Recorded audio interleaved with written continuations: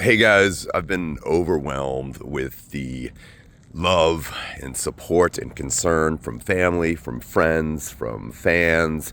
I thank all of you from the bottom of my heart. I love you. And I thought I would try to update you guys about what I have been through with a few posts here since it's been impossible to keep up with everybody. I am safe. My dogs are safe.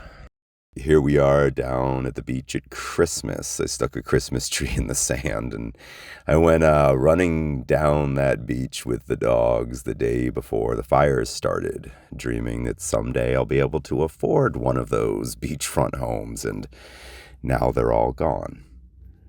So for me, it all started that morning exactly 1 week ago.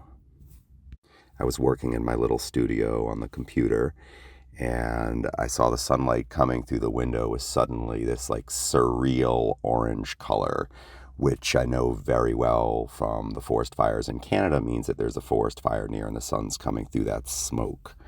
It wasn't until the evening came that I could see the sky glowing, so I immediately went up onto my roof with a hose and began wetting the roof and all the trees around.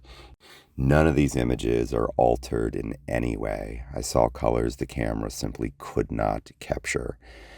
And I watched the smoke sort of sweep toward the ocean, the Santa Ana winds pushing it directly towards the ocean, not towards me, supposedly.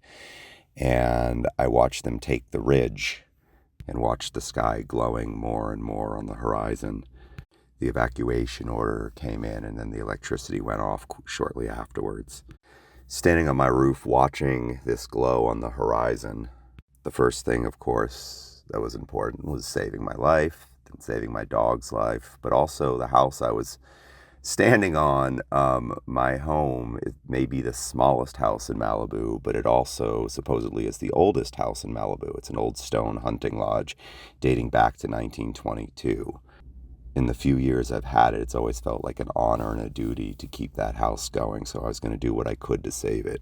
As the horizon glowed brighter and brighter and the smoke got crazier, I scrounged through my house for the things I wanted to save and threw them in containers and threw my dogs into the truck with that and went up the road a little bit to get a better vantage of the fire. These clips are all in chronological order, and they do it no justice. You need to see it in 3 dimensions, feel the heat, hear the fire, which sounds like a roaring waterfall, breathe the smoke. I watched the Santa Ana winds sweep the smoke towards the ocean, and I saw the fire come up onto the ridge nearest me, and I knew of quite a few people in the neighborhood down over that ridge, and of course I feared the worst for them. And indeed, by that point, everybody had lost everything over there. I was just hoping and praying that the wind would indeed sweep it out into the ocean and it would be over.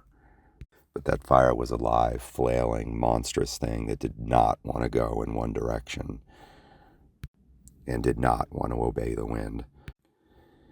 I decided that if it did come down into my valley and if it did burn my home, I needed to watch it. I needed to know. I wanted to see it.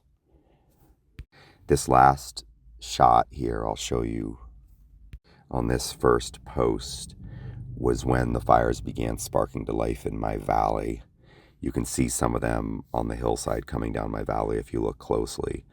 Literally 5 seconds after I stopped recording, a tree suddenly just went up beside me in a heartbeat.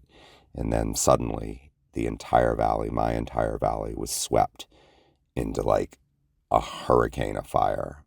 I was suddenly surrounded with flames. Everything was fire. And I just ran for my life towards my truck.